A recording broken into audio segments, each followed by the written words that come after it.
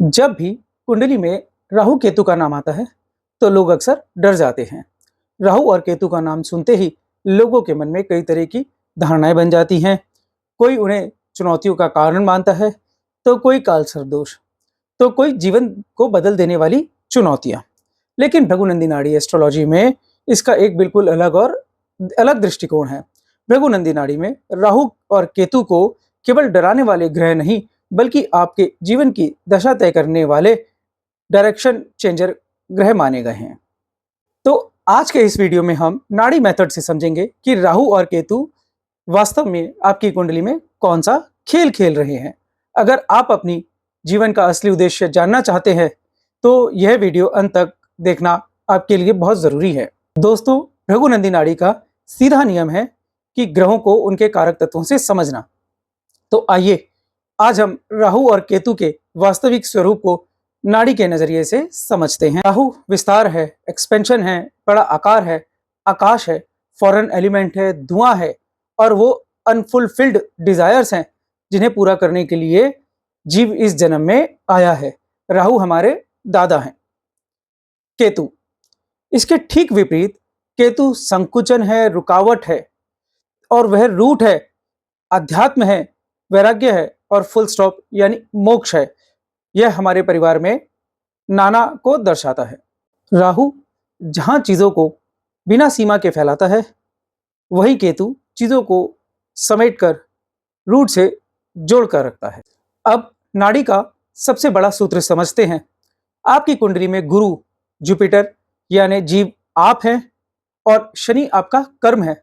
जब इन दोनों का संबंध राहु और केतु से बनता है तो जीवन में बहुत बड़े बदलाव आते हैं। यदि गुरु या शनि राहु के साथ युति में हो या 159 के ट्राइन में हो तो ऐसा जातक जीवन में बहुत महत्वाकांक्षी होता है। वह लीग से हटकर काम करना पसंद करता है।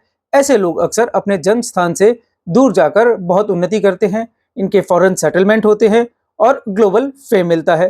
राहु इन्हें अचानक ऊंचाइयों पर ले जाता है। इसके विपरीत, यदि गुरु या शनि का संबंध केतु से बनता है तो शुरुआत के जीवन में काफी संघर्ष होता है। शुरुआती जीवन काफी चुनौतियों भरा होता है, काफी रुकावटें आती हैं, लेकिन यह केतु का आशीर्वाद है।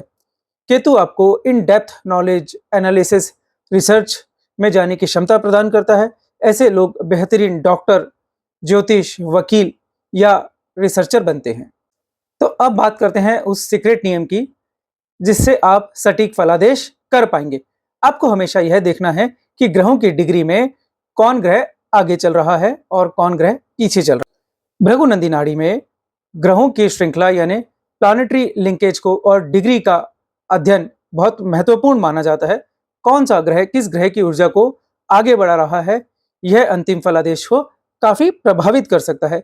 लेकिन अगर राहु आगे है और गुरु उसका पीछा कर रहा है तो जातक बहुत ही कम उम्र में दुनिया के तौर तरीके सीख लेता है और बड़ी चतुराई के साथ सफलता हासिल कर लेता है। यही नियम केतु पर भी लागू होता है। केतु का आगे होना जातक को कम उम्र में ही मैच्योर और आध्यात्मिक बना देता है। भृगुनंदी नाड़ी में राहु और केतु स्वयं परिणाम नहीं देते हैं। वह जिस ग्रह के साथ जुड़ते हैं उस ग्रह की ऊर्जा को बढ़ा देते हैं या परिवर्तित कर देते हैं। इसीलिए कुंडली में राहु केतु को अकेले देखकर फलादेश करना अक्सर गलत साबित होता है। तो दोस्तों, आपकी कुंडली में राहु और केतु का संबंध किस ग्रह से बन रहा है? क्या वह आपको विदेश ले जा रहे हैं या आध्यात्म की ओर ले जा रहे हैं? कमेंट सेक्शन में अपनी राय जरूर साझा कीजिए। याद रखिए, हमें राहु केतु से डरने की जरूरत नहीं है, बस उनकी ऊर्जा को सही दिशा में अलाइन करने की जरूरत है।